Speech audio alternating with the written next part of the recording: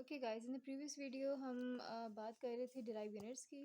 सो अब derive units base units तो मैंने आप लोगों को बता दिए थे कि उसमें लाइक लेंथ है, तो लेंथ के लिए we would have metre, for the mass we have kilogram, right. So इस तरह से है। बट डिराइव यूनिट्स के लिए हमारे पास क्या होता है कि हम बेस डिफरेंट जो बेस यूनिट्स हैं हम उसको मल्टीप्लाई या डिवाइड करके हमारे पास क्या आते हैं डिराइव यूनिट्स, ठीक है। फॉर एग्जांपल एरिया है, तो एरिया के लिए यू नो कि लेंथ इनटू लेंथ होता है, ठीक है, जिससे आपके पास मीटर स्क्वायर बन जाएगा, ठीक है।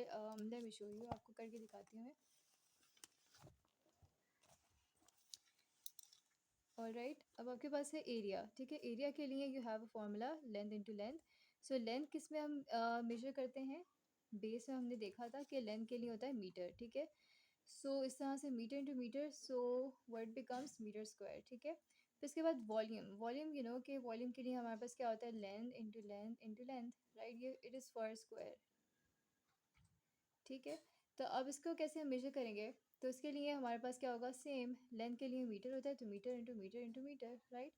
सो क्या बन गया? मीटर क्यूब, ठीक है। फिर इसके बाद है हमारे पास स्पीड और यू कैन से और वेलोसिटी, दोनों का हमारे पास सेम है, ठीक है। तो उसमें हम क्या करते हैं? उसमें सिंपली होता है हमारे पास डिस्टेंस डिवाइड बाय टाइम, ठीक है। Distance divide by time for the speed and displacement divide by time for the velocity, ठीक है। तो फॉर्मूला मतलब यही बनता है आपके पास। एंड फॉर द डिस्टेंस या डिस्प्लेसमेंट हमारे पास मीटर होता है, ठीक है। एंड टाइम हम हमेशा सेकंड्स में लिखते हैं। सो हमारे पास क्या बन गया? Metre per second, right. We can also write it like this, ठीक है। जो हम नीचे डिनोमिनेटर में लिखा होता है हम इसको इस तरह से भी राइट कर सकते हैं। Then we have acceleration, and acceleration के लिए ए सिंबल, ठीक है। और फिर हम इसको कैसे कैलकुलेट करेंगे? अब जैसे हमारे पास एक फॉर्मूला होता है फ्रॉम द न्यूटन्स लॉ, ठीक है। F equals to M A, ठीक है, न्यूटन का सेकंड लॉ है। तो आप एक्सेलरेशन को इधर रहने दें, मैथ्स को यहाँ पे लिए हैं, ठीक है।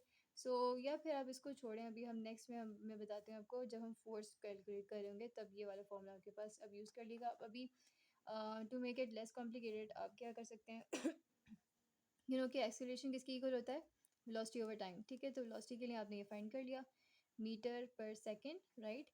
अब आपके पास क्या रह गया? टाइम का, ठीक है। तो आप इसको यूँ भी लिख सकते हैं, ठीक है। तो ये क्या बन गया? Metre per second square, right.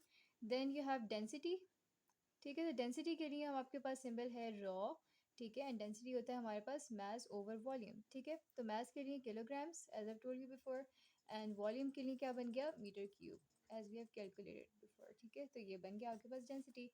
Then अब जैसे फोर्स की मैंने बात की थी, तो फोर्स किसके इक्वल होता है? एम ए, ठीक है। मास होता है किलोग्राम्स में। एक्सीलरेशन के लिए भी हमने फाइंड किया था दिस वन, राइट।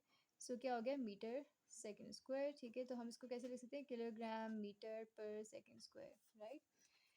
फिर इसके बाद वी हैव प्रेशर, प्रेशर होता है फोर्स ओवर एरिया। अब ये जब हमने फोर्स कैलकुलेट की है तो you can write it here, and area is in metre square, ठीक है।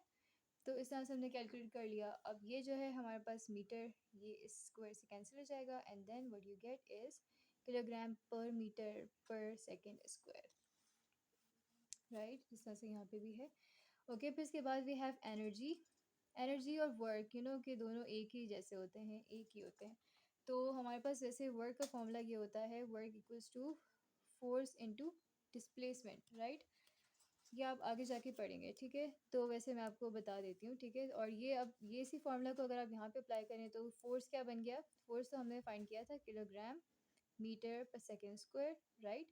साथ साथ हमारे पास ये डिस्प्लेसमेंट किसमें होता है? मीटर के अंदर, सही है। तो अब आप इसको साथ में मल्टीप्लाई कर देंगे, ये metre and this metre will get multiplied, and then it would become kilogram metre square per second square. So these are all the derived units.